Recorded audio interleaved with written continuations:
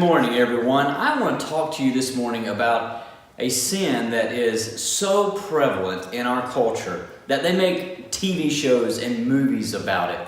In fact, Hollywood glamorizes it and they popularize it. Junior high girls just naturally flow into it. And it's marked by 3 P's. And when we're tempted to do this and to partake and to experience this sin, we tend to want to do it because it gives us some sort of power, it gives us some sort of position over people, and there's a pleasure that comes from this sin. And so what is this gross, heinous, evil sin that I'm talking about? Well, it's the sin of gossip. That's right, gossip. See, gossiping is so prevalent throughout our culture, and we don't even think about the ramifications of it and what God even thinks about it. But before we jump into that, let's just answer the question, what is a gossip?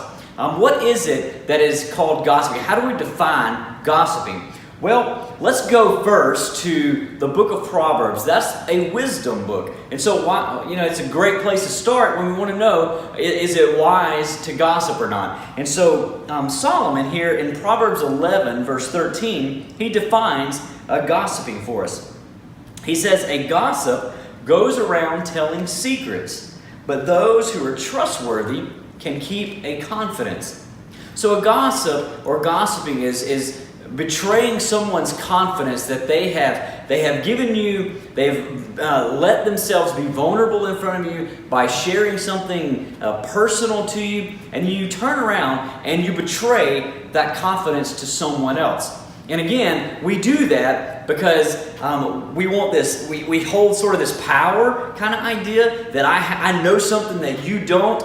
And there's this sort of position that I'm up here because I know this and you're down here. And when I tell you, I really do get some sort of weird, sick pleasure of being able to share something humiliating or degrading or embarrassing about someone else.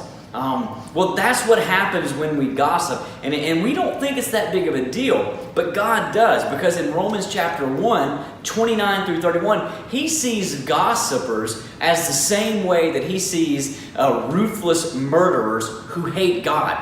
It's that bad because it seeks to take people and to degrade them and to destroy them and to build our own selves up. Again, we want to seek that power and that pleasure and that position over people. And God hates that. He hates gossiping.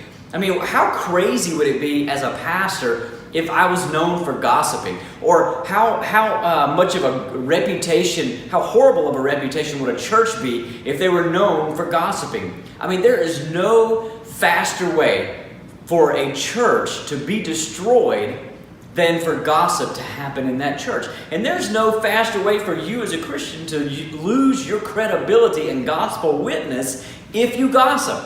See, people need to be able to come to followers of Jesus and lay out and say, man, I am struggling with this sin, and I've heard you talk about Jesus. I need that. Well, how good would it be if we just go off and tell someone else what they just told us? They need to be able to trust us. We need to be trustworthy because we also need to give them the truth that Jesus can take their sin. He did take their sin to the cross, and he can restore them and remake them into this new creation just like he's made us. So God hates gossiping.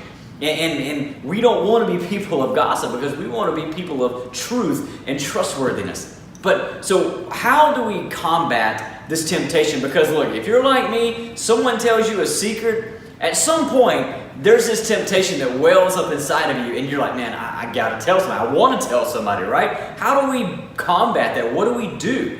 Well, again, let's go to God's Word. Because the psalmist in Psalm 141, Psalm 141, verse 3, this is what he says. This is a psalm of David here. So David says, he's praying to God now. He says, set a guard, O Lord, over my mouth. Keep watch over the door of my lips. Loose lips sink ships. It was true in the World War II era, and it's true now in our lives, is that we must pray many times. We need to go to God with this and say, God, you have to shut my mouth and lock my lips. I mean, if you can't do that on your own, then go to God. That's what David did. He's praying that God would shut his mouth and lock his lips. So maybe we need a guard over our heart or our mouth and a lock on our lips.